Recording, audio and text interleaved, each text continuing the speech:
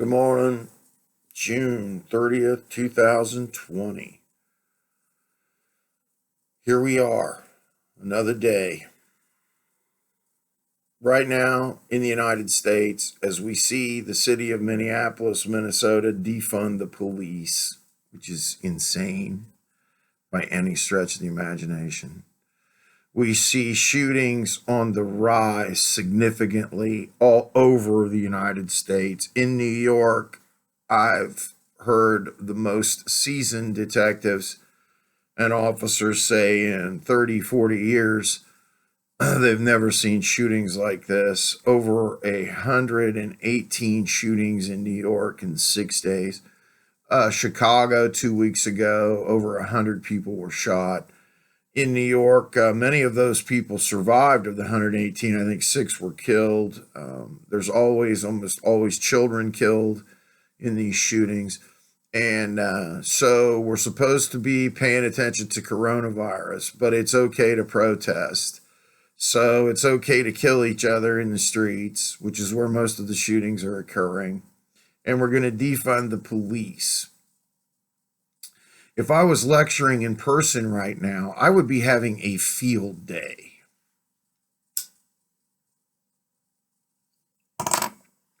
These are the times where I don't even have to think. I just have to know what's going on and go in there and talk. You know, it's not a time where I would do theory or go too deep on theory like I do at times. But this is just in-your-face ignorance. They're going to defund the police. And who's going to deliver all that Narcan to the people ODing? Oh, wait, 911, right? The firemen and the paramedics can do that, but who will help? There'll be no police. People do jobs. They get paid for them. People get paid for jobs because no one would do that work for free. That's why you get paid. That's why it's called a job. They use your time. They give you the money. We've got a real problem in this country. I'm not even going to get into. Every time I see my paycheck, it's clear to me as a professor with huge amounts of experience and ability, the amount I get paid is friggin' disgusting.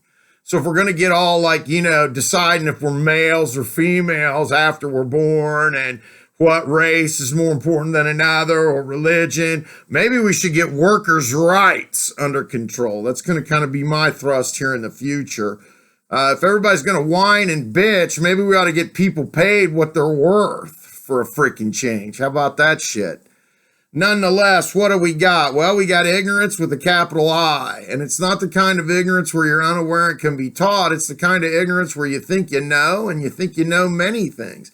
And this is the mindset of the protester, the members of the herd, those people who are in a groupthink situation that are having trouble protecting their own selves. They're not even thinking about it. They think they're working for a cause and that things will change. Things will not change this way. Violence begets violence from whatever side it becomes. It's not only habitual that violence begets violence. It's going to happen. It's abomination of life. And that's part of the human condition when you have hostility and hate. And we know that there are people in the world who are propping this up and inspiring the hate and even paying protesters to do this.